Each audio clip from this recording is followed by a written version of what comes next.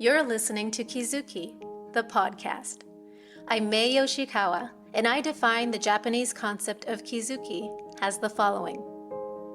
Kizuki 1. A moment of epiphany, an aha of realization or insight which opens the knower to a new dimension of truth that was formerly unknown. 2. Steps in an incremental growth of awareness, resulting in a movement from ignorance to greater awareness of the bigger picture. A kind of knowing that cannot be undone, that cannot be unrealized.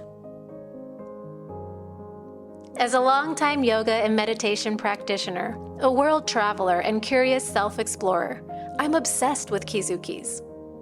Listen on each week for inspiring and enlightening stories that may just tip you over for your next aha. On this week's episode, letting joy in without earning it.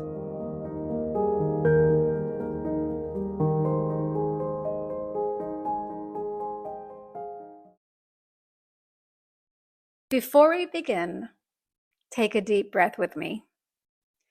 This one is for little May and the littles in all of you.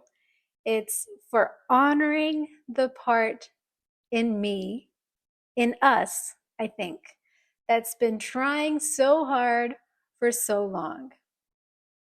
The part that unknowingly believed that psychological and emotional safety comes from being as close to perfect as possible. The part that thought she had to prove her worth in this world, and that without that proof, she might not have a place. I know it's not just me, because many of my friends and students in the community have shared similar thoughts and feelings. So, in this episode, I want to speak specifically to that part in us. The part that still doesn't quite know how to rest. Something really, really small but meaningful happened to me the other night. I received a kind, supportive message from someone that I respect deeply. And yet some part of my nervous system had a subtle sort of clench when I read her words. And I noticed it. Why? It was because I had shared the outline of my project with her, and I felt good about it. I felt proud. I thought it was like all there. But in her response, she didn't gush. She didn't rave. She said it was nearly there, but that she also had some questions for me. Now, I'm totally nitpicking here because I know she was coming from a constructive and professional place. And of course, I appreciated her feedback. But for the sake of this conversation, I just want to hone in and highlight that part of my nervous system that still seems to be chronically wired for survival. That little subtle clenching. Because beyond my knowing and whatever professionalism, I did feel that tightening response. It wasn't loud, it wasn't overbearing, but it was there. So later that night, I was putting myself to sleep and had a little reflection time.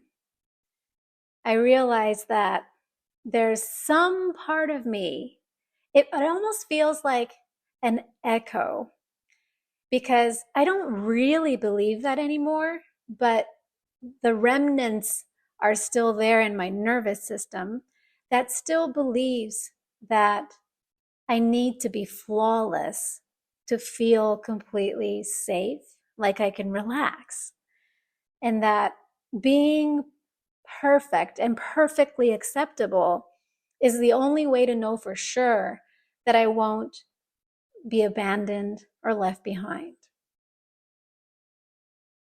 And the awareness of that is so powerful because it's also the awareness of noticing that the alternative, the possibility of being abandoned and left behind for no reason at all, that's what's been too painful to accept.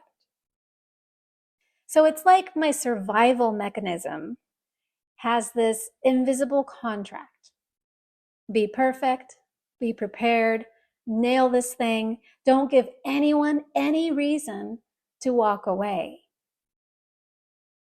And it wasn't really conscious for me, at least not for many, many years.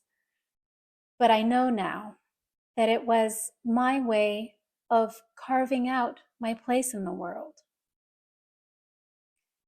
But the other night, as I sat with that tightness and allowed it to be there and approached it with curiosity, instead of trying to make it disappear, go away, pretending like it's not there, I approached it like all these years of meditation and yoga have taught me. Hey, what's this about? What are you feeling? And why are you feeling that? I tuned in to a quiet truth within. That belief, the belief that I had to be perfect to prevent myself from being dropped, was never true. And I know now it's time to let it go. Then it washed over me like a wave, my Kizuki. See, I never quite realized it this way before, that in many ways, my survival mechanism was also a mechanism of self-blame.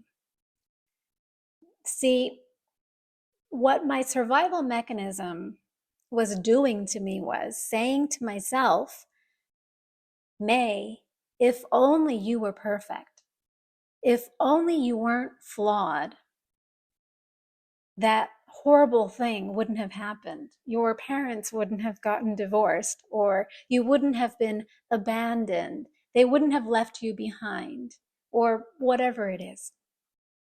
And so, in recognizing that mechanism of self-blame, something critical popped up, something that hadn't quite come up this way before. Because the thought that came up said, I'm sorry, Mae. I'm sorry for blaming you all this time. It was never your fault.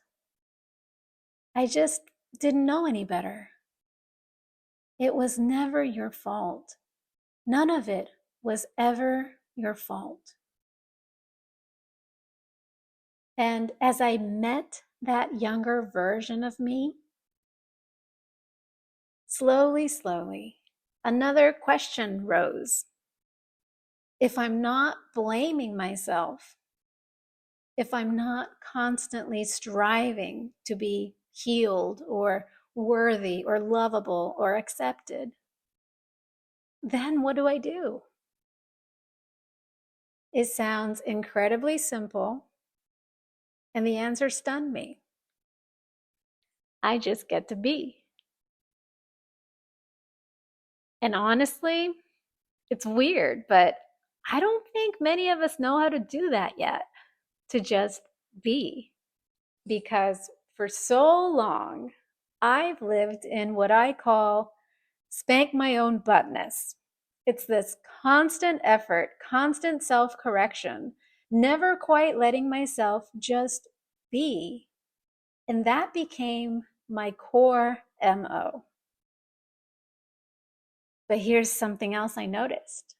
When I started to imagine, just imagine, letting joy in without first having to struggle for it or proving that I'd earned it,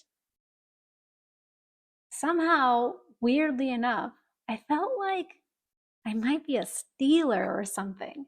Would I be stealing joy if I let it all in without first struggling for it. As if I was taking something that didn't belong to me, that somehow joy had to be paid for. But I mean, come on. Who taught me that? Where did I learn that? That without the receipt of suffering or effort, I wasn't allowed to receive? This idea was just so eye-opening to me. The other day, I ran a little Insta Stories poll. I asked, are you good at letting joy in without having first earned it by struggling enough or proving yourself somehow? And the results, close to 70% said, no, I feel like I must struggle first. And that they're not good at it either. So I know I'm not alone. But maybe being isn't nothing. You know, it's like breathing without bracing, letting joy in, not because I earned it, but because I just get to, just for being here. Maybe being is letting my worth ring in my bones without needing to be proven. Letting joy in without earning it first. What do you think about that? And can you take your first steps to let it in? I want to thank you for being here. Just being here.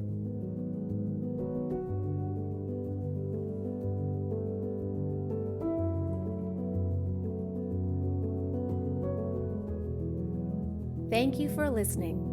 Learn more about me and my Kizuki Journaling Mae method at my website, kizukijournaling.com. That's KIZUKIJOURNALING.com. Or find me on Instagram at MAEYOSHIKAWA.